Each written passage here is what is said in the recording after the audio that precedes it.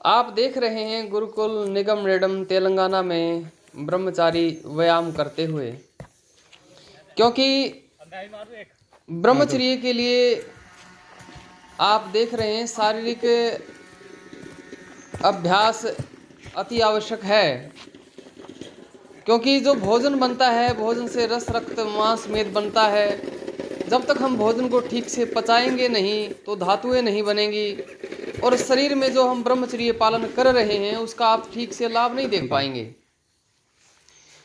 तो यहाँ पर ब्रह्मचारी अलग अलग तरह से अपने शरीर का व्यायाम करते हैं, अच्छा खान पान रखते हैं, दिनचर्या बढ़िया रखते हैं। क्योंकि जब शरीर ही स्वस्थ नहीं होगा, स्वस्थ शरीर में ही आपके मानसिक विचार सारी चीज़ें ठीक रहेंगी।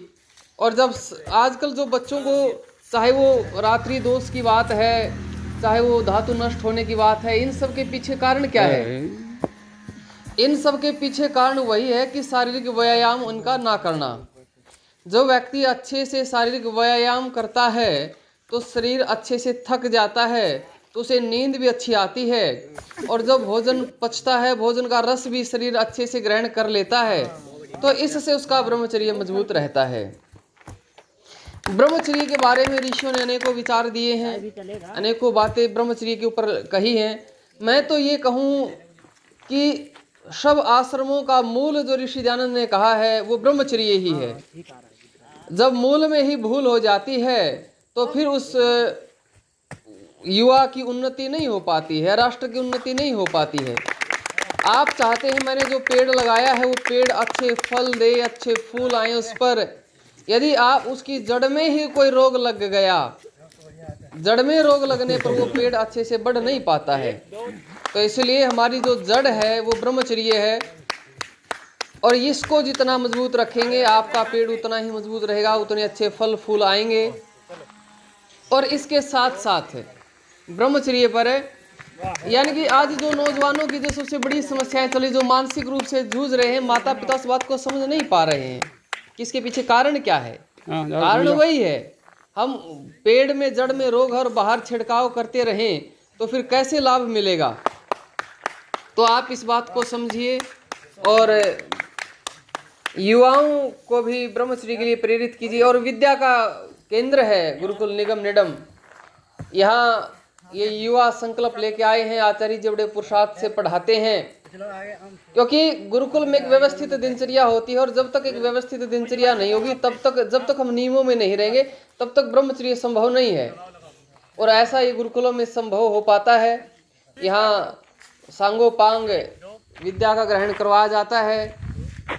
तो इसमें आप भी आचार्य जी से संपर्क कर सकते हैं। आचार्य जी का नंबर अंतिम में है, आप देखेंगे वीडियो अंत तक है तो अंतिम में नंबर मिलेगा, आपको गुरुकुल की जानकारी मिलेगी।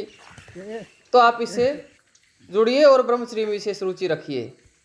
तो यहाँ पढ़ने का पूरी दिनचर्या व्यवस्थित रहती है, मुख्य पढ़ने का ही कार्य रहता है और अन्य कार्य नहीं होते हैं। सामान्य 1 घंटा तो गुरुकुलों में देना ही होता है, वो तो कार्य का होता ही है। सब ब्रह्मचारी 1 घंटा गुरुकुल के कार्य में देते हैं। तो जैसे संस्कृत साहित्य है, किसी को संस्कृत आदि का अभ्यास यहाँ मुख्य रूप से करवाया जाता है। और जो व्याकरण है वो साहित्य से ही पक्की होती है, उस पर विशेष बल दिया जाता है। जो ब्रह्मचारी हैं उनका हर चीज़, चाहे वो शब्द रूप है, धातु रूप है, अनेकों मतलब संधि, सब विषय ऐसे करवाए जाते हैं कि वो जब भी कोई पढ़ते हैं संस्कृत का विषय तो वहाँ वो व्याकरण को खोजते हैं, ऐसा पकड़ करवाई जाती है आचार्य जी के द्वारा। और शैली भी आचार्य जी की बिल्कुल मीमांसक शैली है, हर चीज़ को पूरा चिंतन मनन करके वह कैसे विद्यार्थी अच्छे से सरलता से ग्रहण कर सकते हैं। पूरा बहुत लंबी लाइब्रेरी है, तो अनेकों पुस्तकों के अध्ययन से आचार्य जी ने पूरा रस निचोड़ा है कि कौन कौन सी चीज़ कब कब कैसे क्या क्या रखी जाए। तो आचार्य जी इस तरह पूरे प्रयास के साथ यहाँ करवा रहे हैं। और यहाँ जो ब्रह्मचारियों को भी अवसर दिया जाता है। मान लीजिए विद्या जो आती है, विद्या भाई पढ़ने से, फिर उस पर मनन करने से, फिर किसी को पढ़ाएं। गुरुकुलों की ऐसी ही परंपराएं होती थी। आचार्य एक होता था और वो हजारों विद्यार्थियों को पढ़ा देता था। अब एक आचार्य हजारों विद्यार्थियों को कैसे पढ़ा देता था? क्योंकि आचार्य बड़े विद्यार्थियों, क्योंकि हमारी जो गुरुकुलों की पढ़ने पढ़ाने की शैली थी वो ऐसी थी, आज की तो डिग्रियां हैं, यहाँ पर व्यक्ति की डिग्री नहीं बल्कि नॉलेज से महत्व दिया जाता था। उसके नॉलेज क्या है, डिग्रियों का कोई महत्व नहीं है। आर्ष गुरुकुलों में आप देखेंगे यहाँ डिग्रियां नहीं दी जाती, यहाँ उनको ज्ञान दिया जाता है और उसका ज्ञान से उसका परिचय होता है कि इसकी कितना इसके अंदर ज्ञान है। कागज़ का टुकड़ा तो कोई भी लिए फिर रहा है। तो यही हमारी परंपराएं रही हैं कि व्यक्ति को उसके कागज़ के टुकड़े से न जाना जाए बल्कि उसके ज्ञान से जाना जाए कि इसके अंदर है क्या। और वही उसी प्रक्रिया में आचार्य जी भी इसी तरह, यहाँ कोई डिग्री नहीं दी जाती है और यहाँ नौकर बनाने की परंपराएं नहीं है कि आप बाहर जाकर नौकरी करें, बल्कि ये है कि वह राष्ट्र का उद्धार हो, अनेकों आर्ष विद्या की रक्षा करने वाले, गुरुकुलों की रक्षा करने वाले ब्रह्मचारी निकलें। इसी उद्देश्य को लेकर के यहाँ आचार्य जी प्रयास कर रहे हैं। इसके साथ में आचार्य जी कंप्यूटर का भी आजकल लोगों में ये है कि मानो कि गुरुकुलों में तो बिल्कुल ही ऐसे पिछाड़ देते हैं जैसे जंगले वाले हैं, इनको कुछ नहीं पता है, ना कोई कंप्यूटर की जानकारी है, ना कोई उससे संबंधित कोई और जानकारी है।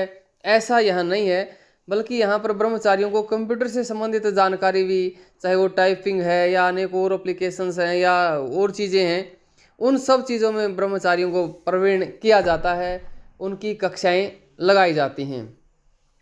और कंप्यूटर में और भी कई चीज़ें हैं, चाहे वो लेखन का कार्य है, जैसे चाहे वो भाई पुस्तकें कैसे लिखी जाती हैं, कैसे अनेकों चीज़ें यहाँ अभ्यास करवाया जाता है। वो प्रूफिंग का भी सिखाया जाता है, भाई किसी पुस्तक को कैसे उसकी प्रूफ रीडिंग करनी है, उसमें क्या क्या चीज़ें देखनी होती हैं, क्या क्या चीज़ें किस तरह नोट की जाती हैं।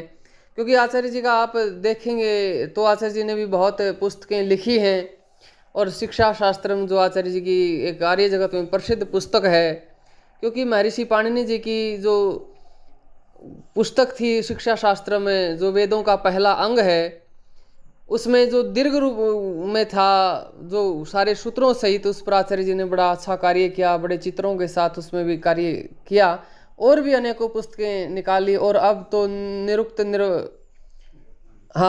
निर्वचनानी पुस्तक भी अब कर दिया, उसकी भी चल रहा कार्य। और भी कई चीज़ें हैं, आचार्य जी की अभी व्यस्तता ज़्यादा रहती है, पढ़ाने में भी रहते हैं तो लगे हुए हैं। तो आपको यहाँ पर पढ़ाई के साथ साथ भाई अनेकों ग्रंथों से परिचय होगा, भाई कौन कौन से और ग्रंथ, कैसे कैसे इन चीज़ों में आप आगे बढ़ सकते हैं। इसी तरह अनेकों चीज़ें आचार्य जी यहाँ विद्यार्थियों के बीच में रखते हैं। पठन पाठन के साथ साथ यहाँ स्वाध्याय पर भी विशेष बल दिया जाता है। जो हमारे शास्त्रीय ग्रंथ हैं उनका स्वाध्याय, हमारी चाहे वो क्रांतिकारियों की जीवनियाँ हैं उनका स्वाध्याय, और भी हमारे जो व्याकरण से संबंधित है बहुत चीज़ों का यहाँ स्वाध्याय पर भी विशेष बल होता है। बहुत बड़ी लाइब्रेरी है, आपने वो वीडियो में देखी भी होगी।